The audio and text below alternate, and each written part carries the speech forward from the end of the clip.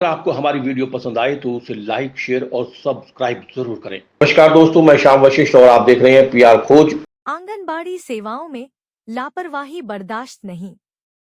आंगनबाड़ी केंद्रों में बच्चों का हर महीने होगा वजन।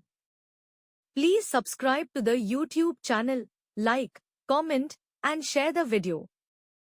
उत्तराखंड प्रदेश की महिला सशक्तिकरण एवं बाल विकास मंत्री रेखा आर्या ने विभागीय योजनाओं की समीक्षा बैठक में अधिकारियों को स्पष्ट निर्देश दिए कि सभी आंगनबाड़ी केंद्रों में पंजीकृत बच्चों का हर महीने वजन किया जाए, ताकि कुपोषित और अति कुपोषित बच्चों की समय पर पहचान कर उन्हें सरकारी योजनाओं का लाभ मिल सके। मंत्री ने एफआरएस, फेशियल रिकॉग्निशन सिस्टम के माध्यम से पोषाहार वितरण का पूरा डेटा ट्रैकर में दर्ज करने के निर्देश दिए, जिससे केंद्र सरकार से योजनाओं के लिए पर्याप्त बजट प्राप्त हो सके।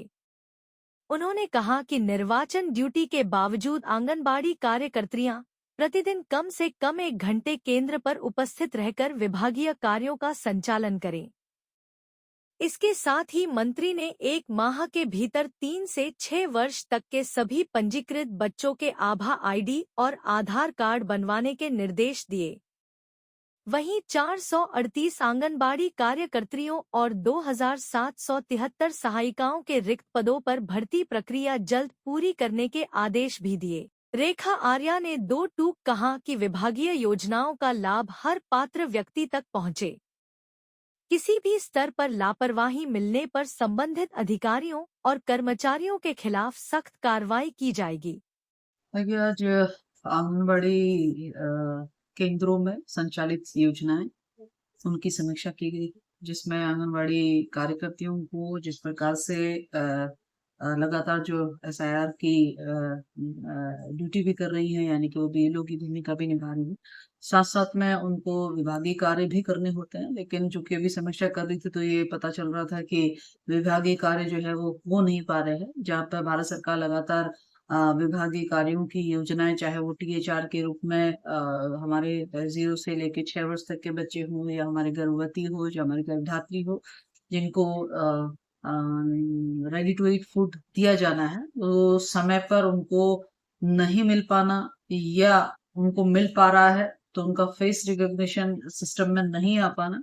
और भारत सरकार उन्हीं आंकड़ों को भी टेकअप कर रही है कि जिसमें एफआरएस हुआ है उसी के अनुसार वो आगे के लिए बजट जारी कर रही है। तो उसमें कहीं ना कहीं हिला हवली हो रही थी, जिसको लेकर दिशा निर्देश आज जिला कार्यक्रम अधिकारी को दिए हैं कि कम से कम 1 घंटा जो है वो विभागीय कार्य के लिए, और साथ ही उनकी जो सहायिकाएं हैं वो जरूर अपना रिकॉर्ड मेंटेन कर ले, ताकि आंगनबाड़ी कार्यकर्ती उस रिकॉर्ड को फीड कर पाए पोषण ट्रैकर में। तो ये दिशा निर्देश दिए कि इसमें जो है किसी प्रकार की कोताही ना बरती जाए, क्योंकि 1 घंटा जो है देना बहुत मुश्किल नहीं है, तो इसके लिए भी स्पष्ट कर दिया गया है। इसके अलावा हमारे जो 20,000 से अधिक हमारे आंगनबाड़ी केंद्र है, जहां हमने बीच में बम्पर भर्तियां करी थी, तो वहीं पे कुछ शेष भर्तियां अभी रह गई थी, जिसमें 438 हमारे कार्यकर्ताओं की भर्ती होनी है और 2773 हमारी सहायिकाओं की होनी है। उसके भी दिशा निर्देश दिए हैं कि उसकी विज्ञप्ति जारी की गई है, उसको जल्द से जल्द जो है उसकी सारी औपचारिकताओं को पूर्ण करते हुए उनको नियुक्ति पत्र दिया जाए। तो इससे होगा ये कि 100% जो है हमारे आंगनबाड़ी केंद्र जो है वो आंगनबाड़ी कार्यकर्ती और सहायिकाओं से फुलफिल हो जाएंगे। इसके साथ ही हमारे बच्चे जो कि 3 वर्ष से लेके 6 वर्ष तक के बच्चे, इनकी अपार आईडी बननी है, उसके लिए भी जिला कार्यक्रम अधिकारी को स्पष्ट निर्देश दिए हैं कि अपार आईडी हर बच्चे की बननी है, आधार हर बच्चे का बनना है।